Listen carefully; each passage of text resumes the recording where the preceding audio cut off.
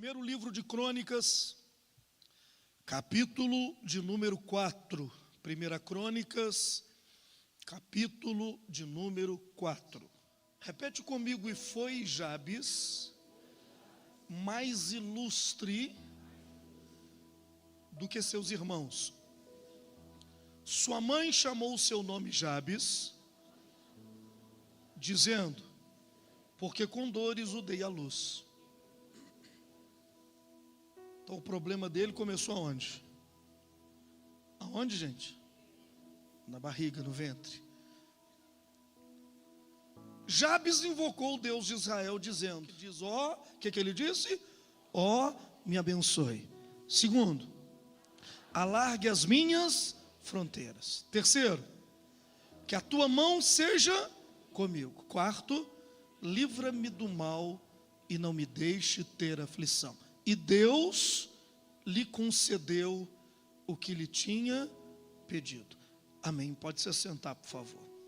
E estamos falando sobre quebra de maldição. Repete comigo. Todo mundo?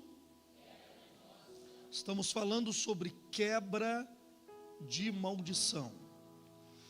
Maldição existe.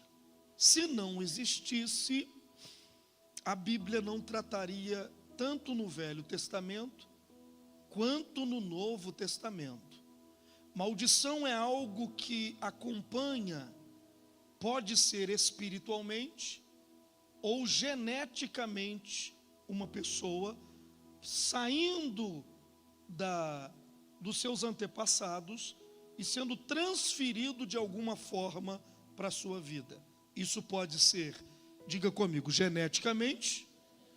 Isso pode ser espiritualmente. Quem está aí, dá uma glória a Deus.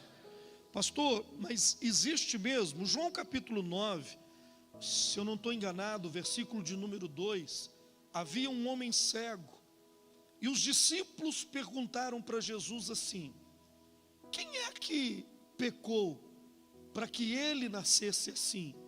Foi ele quem trouxe essa maldição? Ou não foi ele e foi os pais dele? Põe para mim.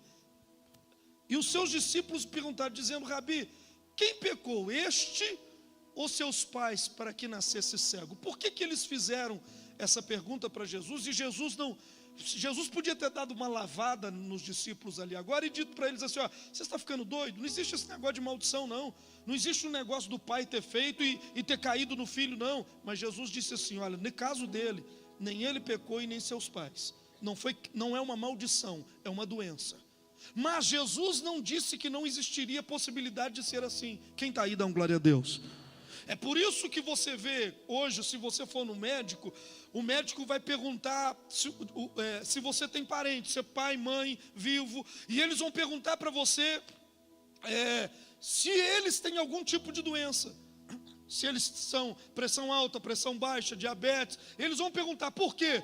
Porque comprovado é pela medicina que um problema pode ser transferido geneticamente. A Bíblia chama esse problema transferido geneticamente de quê? De maldição. Na nomenclatura de hoje é chamado sei lá de quê na medicina. A medicina mudou a forma de se chamar, mas nos dias de Jesus era chamado de quê? De uma maldição. Quem está entendendo? Isso quando é físico. E quando é espiritual, Luciano? Você descobre que o pai, o avô era cachaceiro, o filho é cachaceiro, e o neto agora está bebendo cachaça também, do mesmo jeito.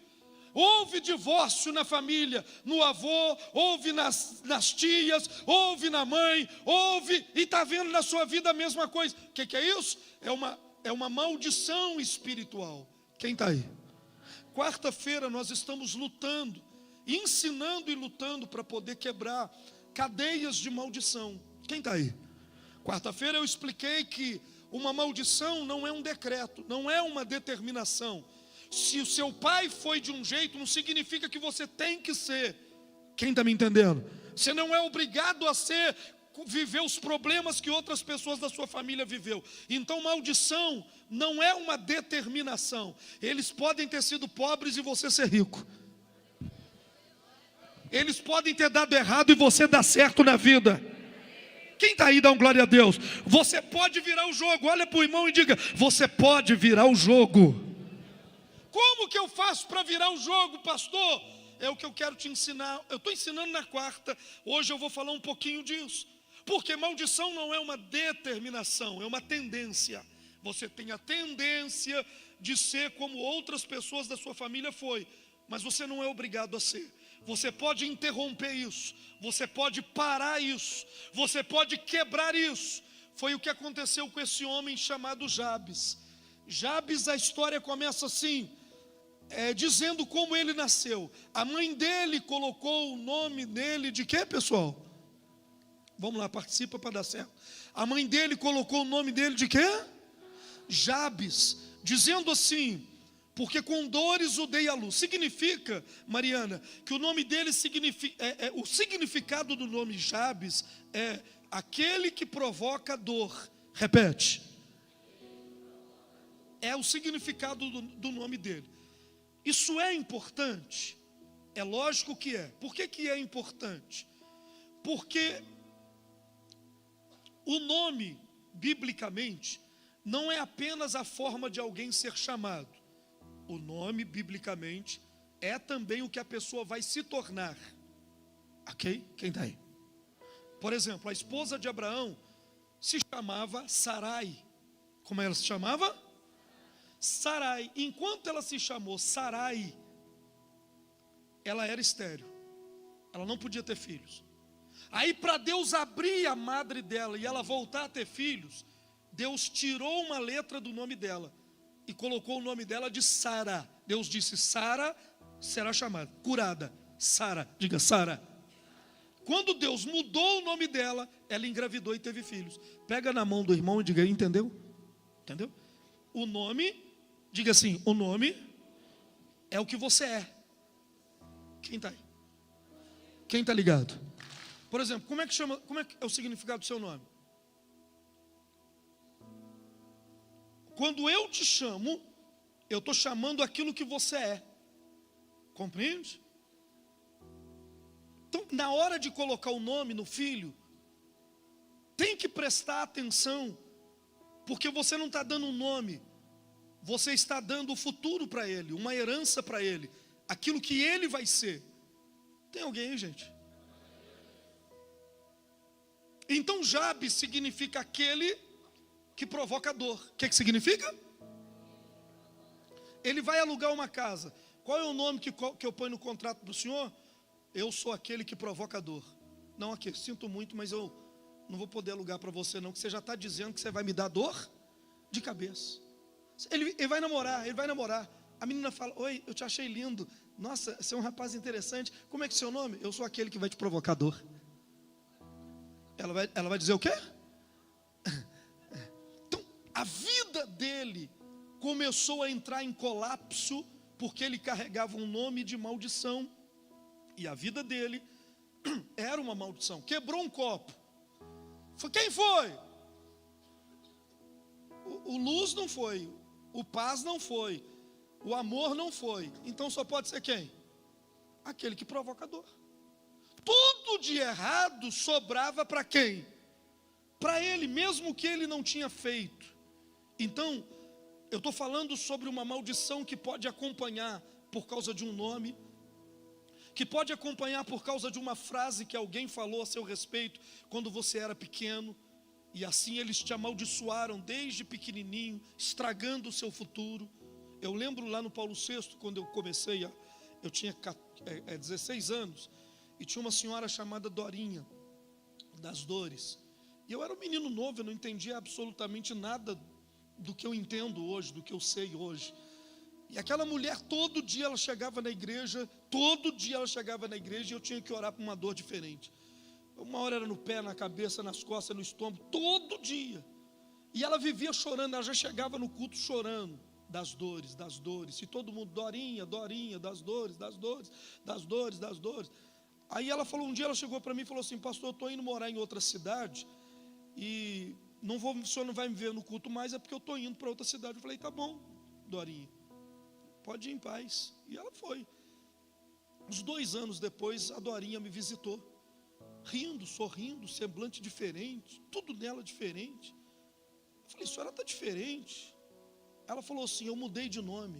Eu falei, mudou como assim? Ela falou, meu nome agora é Graça.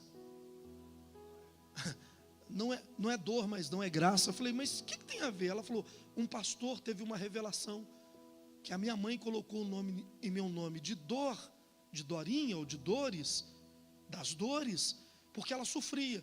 Então ela colocou no meu nome de dor, de dores. Então toda vez que alguém me chamava, essa pessoa também me amaldiçoava com o mesmo problema. E esse pastor falou que era para me cancelar a forma de eu ser chamado, e todo mundo lá na igreja só me chama de Graça. E aí as dores sumiu. Tem saúde, eu tenho ânimo, eu levanto de manhã, vou trabalhar, vim para a igreja, vim aqui, saí de lá só para vir ver o Senhor. E isso fazem bastante tempo, mais de 35 anos, que eu ouvi ela falando sobre isso. Por quê? Porque o nome que você carrega, ou a forma que eles te chamam, é aquilo que você aparenta ser, ou aquilo que você tem. Nome é a nossa primeira herança. Então Jabes era um cara que carregava isso no nome.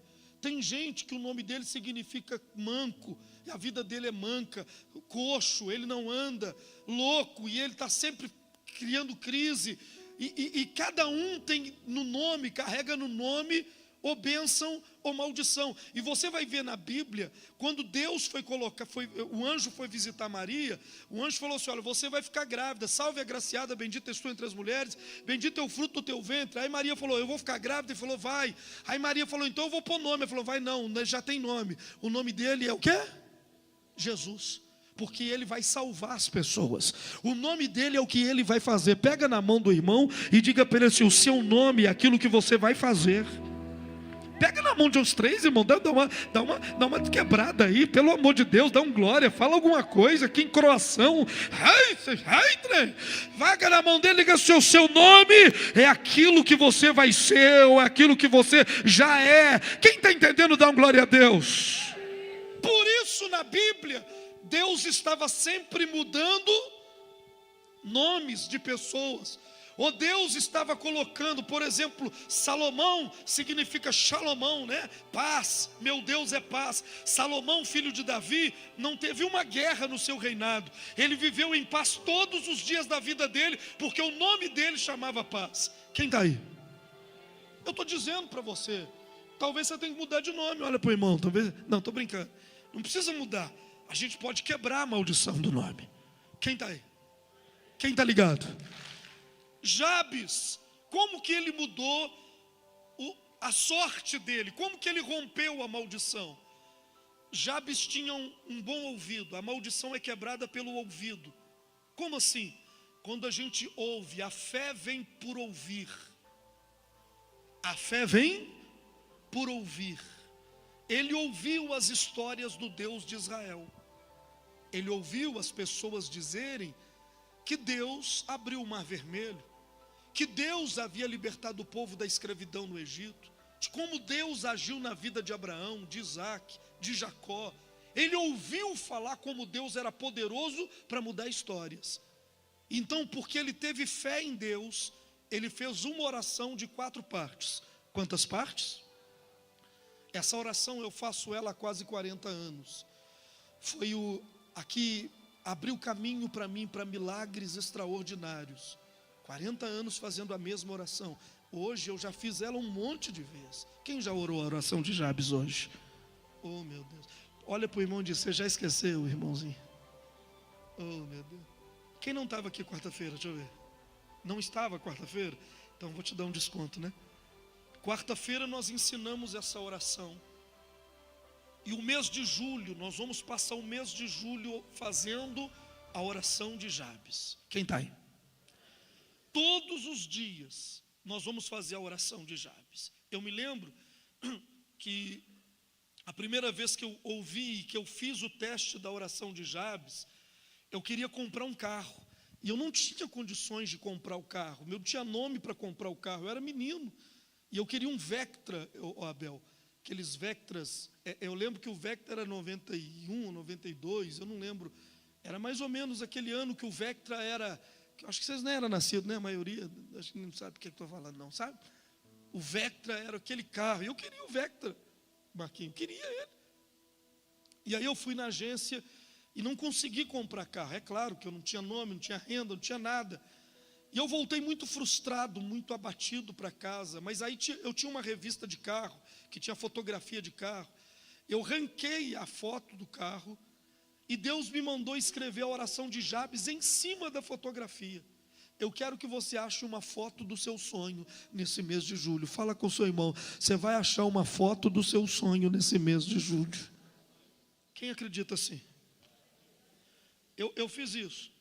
Em 1900 e bolinha, mesmo sem nome, mesmo sem nada, eu não tinha nada. Eu não tinha, mas eu tinha uma fé. Irmão, você pode perder tudo, mas pelo amor de Deus, não perde essa fé que você tem em Deus, não. Não perde essa confiança que você tem em Deus, não. Porque eu estou achando, estou andando meio desanimando. Não, quer dizer, você pode até desanimar, mas não perde fé, não. Quem está entendendo? Eu escrevi em cima do carro, colei no espelho, porque o espelho era o lugar que eu olhava todo dia. E eu comecei a orar. O primeiro dia, não aconteceu nada. O segundo, não aconteceu nada. Quando foi no terceiro dia, eu recebi um telefonema, e o telefonema que eu recebi era do homem da agência. Ele tinha falou comigo assim: o mesmo cara que falou que eu não tinha nome para comprar carro, foi o mesmo cara que ligou para mim e disse: vem buscar o seu carro, porque eu passei o seu nome em outro banco, e eu não sei porquê, mas o banco aprovou o seu nome, e o carro já está aqui para você levar para casa. Pega na mão de 4 irmãos e diga: vai mudar, a sua vida vai mudar.